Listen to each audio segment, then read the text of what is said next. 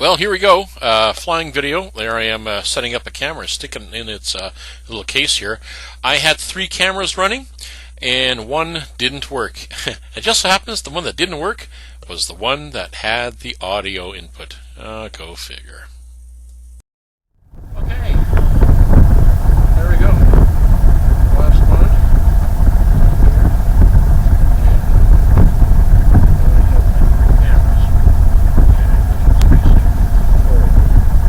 A few moments later.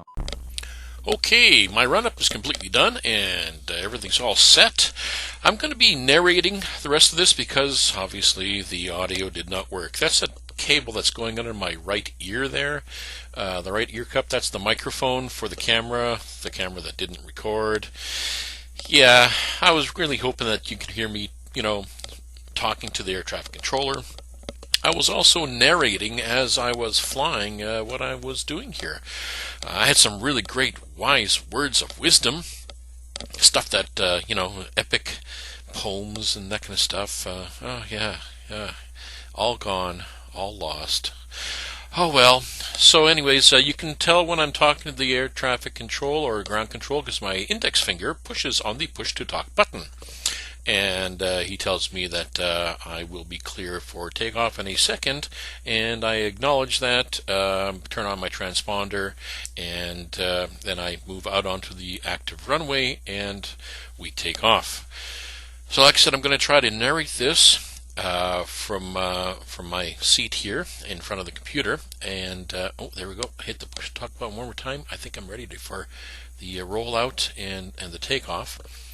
But yeah, this is exciting. This is literally my first time flying solo after the single flight that I did with the instructor, where we took off everything with the instructor. Then he hopped out and says, go do one circuit by yourself.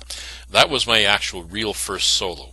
This time, I'm the one that fueled up the airplane and did it right from start to finish. So here we go. Full power, heels to the floor, right rudder, and for the torque.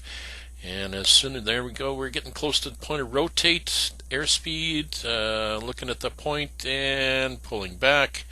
There we go. We are flying. Woohoo! Like the birds! By the way, the aircraft I am flying is a Piper Cherokee, a PA-28-140. So it's it's a older aircraft, but it's a sturdy little thing. It quite capable. It has a full IFR platform in it as well. So there I am climbing, and you will see as I'm climbing there are things that need to be done. For example, at about 500 feet AGL, I will reach over and turn off the electric fuel pump, which I think I just about did there, and then you'll see me reach down and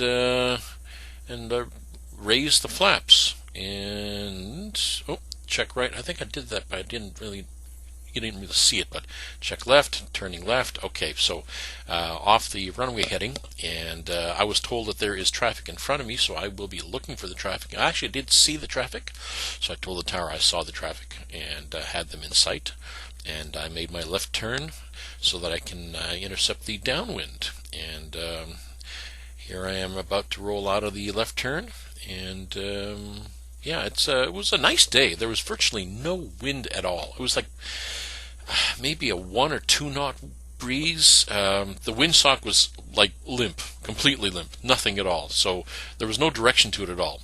And trim. I'm at cruise speed. I'm at the cruise altitude. So I'm just adjusting trim so I don't have to grab that the yoke with a fist. I can let go sort of and use a fingertip control. And there now I'm going to be turning on to the downwind. There we are. We initiated that. Oh, it's still foggy inside there, so I opened up the window, let some air blast inside there because it was foggy and humid and everything else.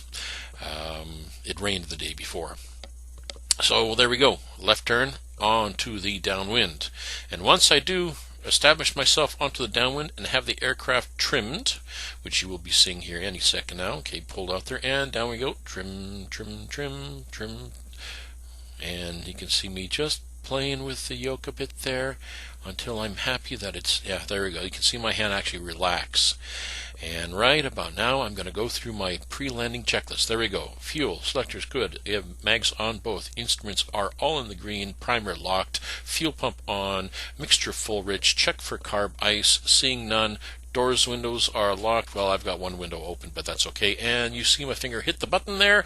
That was the call midfield to the tower that I am downwind for a touch and go on 3-6. And he tells me now that I am number 3. So being number 3, I told him that I have the traffic in sight, which I did. And then I will see them turn on to final any second here, and I actually point to them, and I'm going to give a little snapshot on the front view, looking out the prop view. I don't think you can see the airplane. I think it just skedaddles out of view there. Yeah, it's just right there off to the left. I don't think you can see it. Anyways, yeah, it would have been out of view now. And so this is the downwind leg, and yeah, it's not much to see from this camera angle. It's just the front of the airplane, and there I am pointing at the other traffic that I need to follow behind, because I am number 3. There were 3 aircraft in the pattern, and there were about 5 or 6 other aircraft coming in.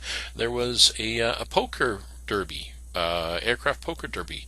One of the local flying clubs was running it. So this airport had traffic coming and going constantly, and we were kind of warned that there might be some no-door, so no radio. That's like, yeah, it's not NODAR, whatever. No radio.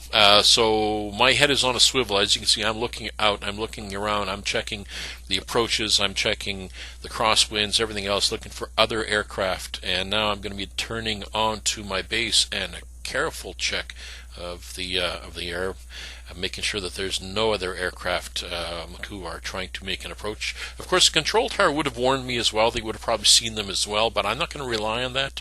I'm going to rely on my eyes, and I'm going to keep my eyes outside as much as possible, especially today with the heightened activity at the airport, because of that. Normally there's 3 or 4 aircraft in the pattern, and then other ones that are flying out to the practice area and then coming back.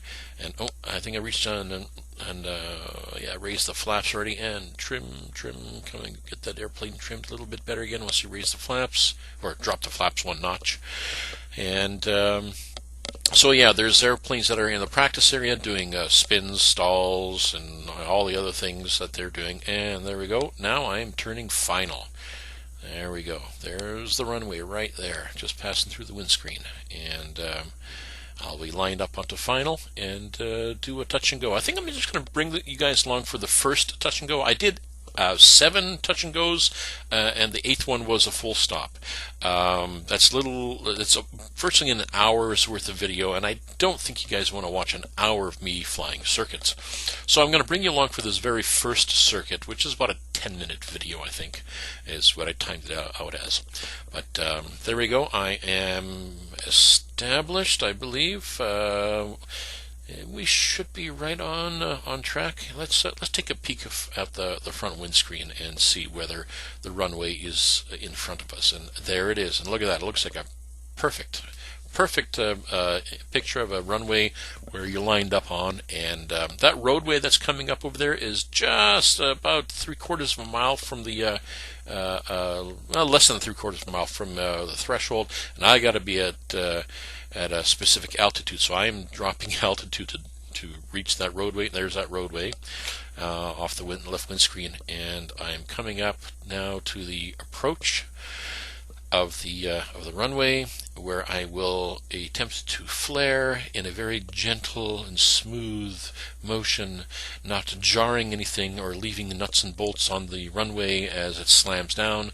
It did not slam down, as you can see, and I cut back to the inside, and a little bump, but not bad at all. Nose wheels down, right rudder, full power, and rotate. There we go.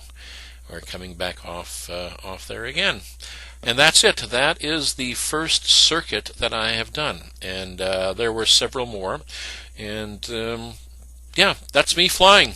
learning to fly, and at my age.